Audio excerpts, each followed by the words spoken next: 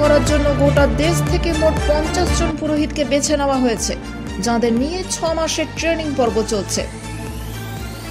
আগামী বছরে 22শে জানুয়ারি উদ্বোধন হবে অযোধ্যা রাম মন্দিরে। তার আগে জারি হয়েছে শেষ পর্বের প্রস্তুতি।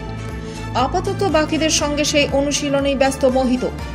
উত্তরপ্রদেশের লখনৌ শহরে বাসিন্দা মোহিত পান্ডে এই মুহূর্তে তাঁর স্নাতকোত্তর কোর্স করছেন তিরুপতিতে, তিরুমালা তিরুপতি দেবস্থানম চালিত শ্রী ভেঙ্কটেশ্বর বেদিক বিশ্ববিদ্যালয়। গাজিয়াবাদে দুধেশ্বর বেদ বিদ্যাপীঠের প্রাক্তনী মোহিত পান্ডে। উত্তর ভারতের অন্যতম পরিচিত মন্দির শ্রী দুধেশ্বর মন্দির বিশ্বখ্যাত, যে মন্দির প্রাঙ্গণ লাগোয়া এলাকাতে প্রতিষ্ঠিত স্কুলে ক্লাস 6 থেকে 12 পর্যন্ত টানা 7 বছর কাটিয়েছেন তিনি। দুধেশ্বর বেদ বিদ্যাপীঠের প্রধান পিতাধীশ্বর মহন্ত নারায়ণ গিরি জানিয়েছেন, গত 23 বছর ধরে হাজার হাজার পড়ুয়া বেদ ও বিভিন্ন রীতিনীতি নিয়ে শিক্ষিত হয়েছেন বেদ বিদ্যাপীঠে। এই মুহূর্তে প্রায় 70 জন দেশের বিভিন্ন প্রতিষ্ঠিত মন্দিরে পুরোহিত বা আচার্যের কাজ করছেন। আর এখানেরই প্রাক্তনী মোহিত পান্ডে ভগবান রামের সেবার জন্য অযোধ্যা মন্দিরে পুজো করার দায়িত্ব পেয়েছেন।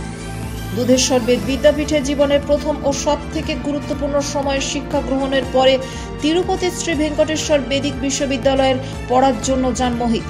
সেখানে শাস্ত্র নিয়ে স্নাতক পর্বের শিক্ষা গ্রহণ সম্পূর্ণ করার পর আপাতত আচার্য বিভাগে স্নাতকোত্তর পর্বের পড়াশোনা চালাচ্ছেন তিনি। তাদের বিশ্ববিদ্যালয়ে স্নাতকোত্তরের প্রথম বর্ষের পড়ুয়া অযোধ্যা রাম মন্দিরে পুজো করার গুরুদায়িত্ব পাওয়া নিয়ে অত্যন্ত খুশি SVVU এর ভাইস চ্যান্সেলর রানী সদাশিব মূর্তি। তার মতে পুজোর নিয়োজিত প্রাণ, কম কথা বলার মোহিত অত্যন্ত দক্ষ পুরোহিত হবার সমস্ত গুণ রয়েছে। শ্রী ভেঙ্কটেশ্বর বেদিক বিশ্ববিদ্যালয়ের অন্য এক আধিকারিক জানান, অযোধ্যা রাম মন্দিরের জন্য প্রাথমিকভাবে বেছে নেওয়া 3000 জনের মধ্যে মোহিত থাকার জেরেই তাকে আচার্য বিভাগে স্নাতকোত্তর বিভাগে বেছে নেওয়া হয়েছিল, যার পরে মন্দিরে পুজোর দায়িত্ব পাওয়া মূল 50 জন পুরোহিতের মধ্যে স্থান করে নেয় ও আপাতত অযোধ্যায় 6 মাসের অনুশীলন পর্বে কঠোরভাবে নিয়োজিত রয়েছেন মোহিত।